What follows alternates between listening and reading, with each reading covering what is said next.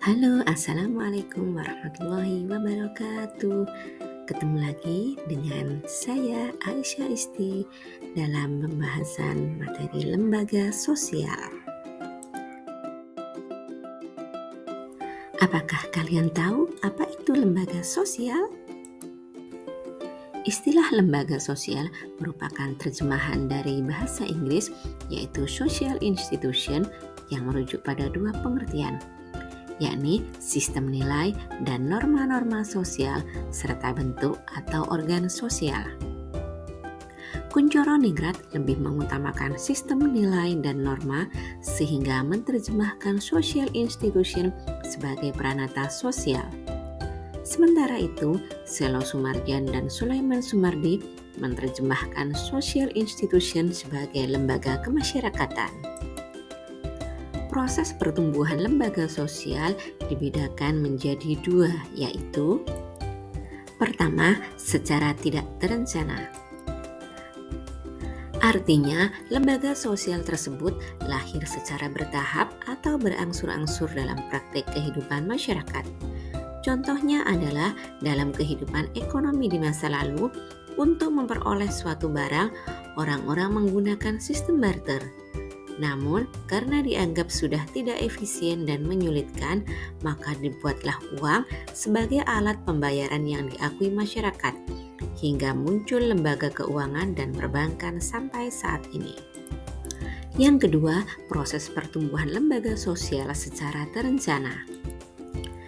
Artinya, lembaga sosial muncul melalui suatu perencanaan yang matang oleh seseorang atau sekelompok orang yang memiliki kekuasaan atau wewenang. Adapun fungsi lembaga sosial dibedakan menjadi fungsi manifest atau nyata, yaitu fungsi lembaga sosial yang disadari dan menjadi harapan masyarakat. Fungsi Berikutnya, fungsi laten, yaitu fungsi lembaga sosial yang tidak disadari dan bukan menjadi tujuan utama masyarakat. Dengan kata lain, fungsi laten adalah fungsi yang tidak tampak di permukaan dan tidak diharapkan oleh masyarakat, tetapi tetap ada. Adapun lembaga sosial memiliki karakteristik atau ciri-ciri sebagai berikut. Pertama, lembaga sosial memiliki simbol. Hal ini untuk mempermudah orang-orang mengenalinya. Yang kedua, memiliki tata tertib dan tradisi yang bertujuan untuk mengatur perilaku anggotanya. Yang ketiga, usia lembaga sosial lebih lama daripada usia manusia itu sendiri. Yang keempat, memiliki alat kelengkapan dalam menjalankan perannya. Kelima, setiap lembaga sosial memiliki ideologi. Dan yang keenam, lembaga sosial memiliki tingkat kekebalan atau daya tahan. Adapun tipe-tipe lembaga sosial dibedakan berdasarkan 5 sudut pandang, yaitu pertama, berdasarkan sudut perkembangannya. Lembaga sosial dibedakan menjadi creative institution, yaitu lembaga sosial yang secara tidak sengaja tumbuh dari adat istiadat masyarakat.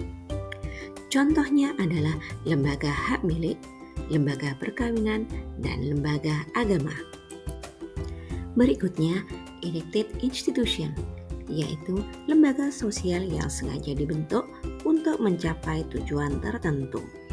Contohnya lembaga perdagangan, lembaga utang piutang, lembaga kesehatan, dan lembaga ekonomi.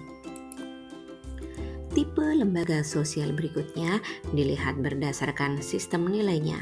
Dibedakan menjadi 1. Basic institution, yaitu lembaga sosial yang penting untuk memelihara dan mempertahankan tata tertib dalam masyarakat. Contohnya, lembaga pendidikan. 2. Subsidiary institution, yaitu lembaga sosial yang berkaitan dengan hal-hal yang dianggap kurang penting oleh masyarakat, seperti rekreasi. Tipe-tipe lembaga sosial yang ketiga dibedakan berdasarkan penerimaan masyarakat. Lembaga sosial terdiri dari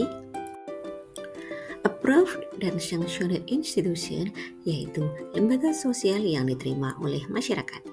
Contohnya, lembaga kesehatan, lembaga transportasi, serta lembaga perdagangan.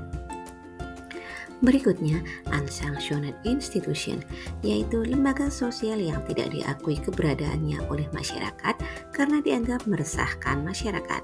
Contohnya, seperti jaringan terorisme atau kelompok yang mengancam masyarakat. Tipe-tipe lembaga sosial berikut dibedakan berdasarkan sudut penyebarannya. Dibedakan menjadi 1. General institution, yaitu lembaga sosial yang dikenal dan diterima oleh sebagian besar masyarakat dunia. Contohnya, lembaga agama. 2. Restricted institution, yaitu lembaga sosial yang hanya dikenal oleh masyarakat tertentu. Contohnya, lembaga yang menjadi cerminan untuk kearifan lokal di suatu daerah dalam adat istiadat seperti sistem pengairan di Bali. Tipe-tipe lembaga sosial berikut dibedakan berdasarkan fungsinya, terdiri dari 1. Operative institution, yaitu lembaga yang memiliki tugas untuk menghimpun pola atau cara untuk dapat mencapai tujuan dari suatu lembaga. Contohnya, lembaga pertanian, lembaga industri, serta lembaga pendidikan. Kedua, regulative institution, yaitu lembaga sosial yang memiliki tugas untuk mengawasi adat di lingkungan masyarakat, seperti lembaga kejaksaan. Nah, anak-anak, apakah kalian bisa memahami pemaparan materi di atas?